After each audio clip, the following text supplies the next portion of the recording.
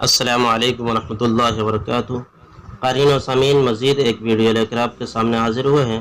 امید کرتے ہیں کہ آپ کو یہ ویڈیو پسند آئے گی۔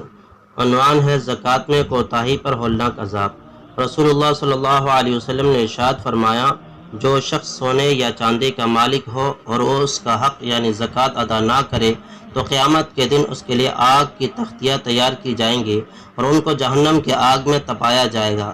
پھر ان سے اس شخص کا پہلو، پیشانی اور کمر داغ دی جائے گی۔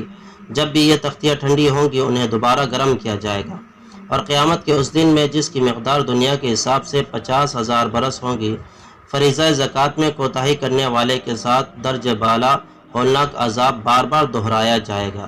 صحیح مسلم۔ تو قارئین و سامعین، ہمیں بھی چاہیے کہ اس شرعی فریضہ کی ادائیگی میں کوتاہی نہ کرے، بلکہ اگر ہم نصاب کے مالک ہیں تو بر وقت اپنی فریضہ زکوٰۃ کی ادائیگی کر لے، تاکہ اس حدیث کے مصداق ہم نہ بنیں۔